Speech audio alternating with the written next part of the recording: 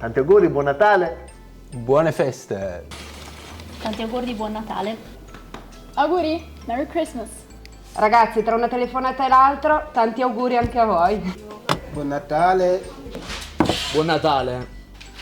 Buon Natale a tutti. Buon Natale. Buon Natale a tutti. Buon Natale a tutti. Auguri di buon Natale. Ci vediamo nel nuovo anno con tantissimi salotti. Non vedo l'ora. Auguri, buon Natale a tutti.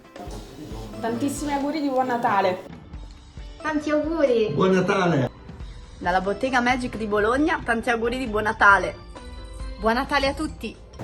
E finalmente tocca a me farvi gli auguri di Natale. Io ringrazio i miei collaboratori, ma ci tenevo tantissimo che voi vedeste chi collabora ogni giorno con me e Stefano per far sì che questa azienda sia, diciamo, così bella, sana, veloce, spesso nel consegnarvi pacchi, regali, sia presso i nostri venditori che sul sito internet.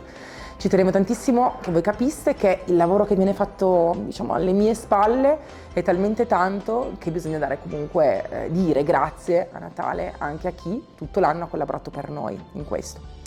Spero che il prossimo anno sia, diciamo, un pelino più leggero. Il 2022 non è stato proprio leggero, né dal punto di vista, diciamo, mentale, che dal punto di vista economico, ma noi abbiamo fatto di tutto per starvi sempre vicino. Abbiamo cercato di essere sempre presenti con tutorial sul gruppo, con i nostri prodotti, abbiamo mantenuto la nostra linea senza mai fare aumenti di prezzo e spero che voi abbiate veramente apprezzato tantissimo il nostro impegno per garantirvi la nostra qualità, sempre in prima linea, ma soprattutto per farvi capire che noi siamo qui e siamo vicini a voi. Mi raccomando, venite a trovarmi in tutti i negozi italiani dove nel 2023 farò i salotti perché andrò dappertutto e saranno degli eventi molto carini dove finalmente potrò conoscervi dal vivo perché sono belli i social, sì, però quando ci si conosce, ci si stringe la mano, cambia tutto. E quindi se avete piacere, in base alla regione in cui siete, venite a trovarmi, ok?